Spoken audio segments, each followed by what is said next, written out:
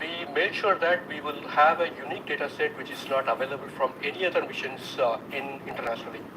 So the 7 payloads, what was conceived for this particular mission, will provide a unique set of data which is currently not available from any other missions, which will provide us new insight into the solar and heliophysics community in India, and provides some important aspects like the initiation of the coronal mass ejections, the speed at which it gets initiated, and some wavebands which are very important for the Earth ionospheric connections like near ultraviolet band, and the high energy particles, which is high energy radiations as well as particles which is coming from the solar flares and coronal mass ejections.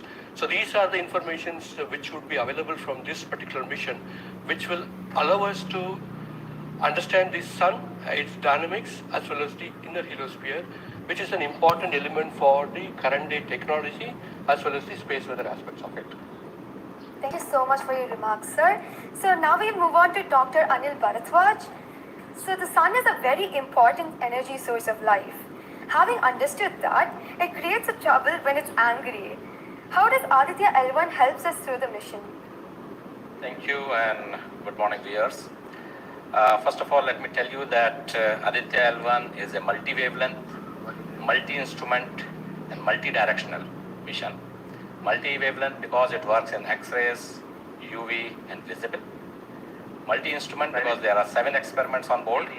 And multi-directional because it looks not only in the sun direction but also around it. Now when the sun becomes angry, there are 2 types of process which happens. One is solar flares, starting is electromagnetic radiation, which reaches the Earth in 8 minutes.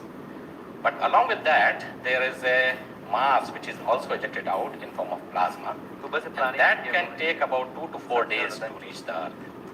What we are looking for from the Aditya L1 mission is to see the impact of solar flares as well as coronal mass reactions as they come to the Earth. We have instruments which look at not only in the sun direction but also in other directions, for example perpendicular to ecliptic or in the Earth directions.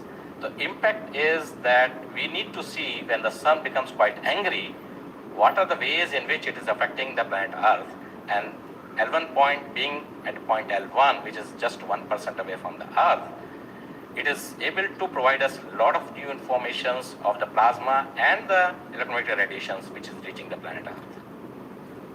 Thank you so much, sir. So now we'll move on to Dr. Annapurni Subramaniam. So the science behind this mission is very unique. So what's the impact of this on the Earth and also on the heliosphere? Yeah, so thank you for having me on this show.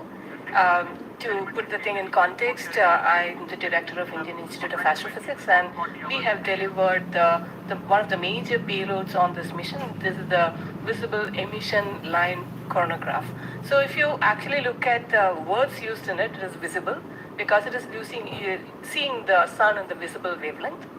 Emission line, so what is it detecting? It is the emission line of certain elements. Because the corona is hot, the emission which you get is in the terms of it's not absorbing the light which is coming from the sun, but it's already hot, so it is coming down by emitting lines. So we are tracking these lines using what? A coronagraph. Now what's a coronagraph? This instrument makes a total solar eclipse all the time within the instrument. So you are looking at the sun all the time, 24/7, through using this mission. And this instrument looks at the sun as though it is always in total solar eclipse. Now, why do you want to have the eclipse all the time? Because you want to see the corona. Why corona? Because when sun burps, when sun is angry,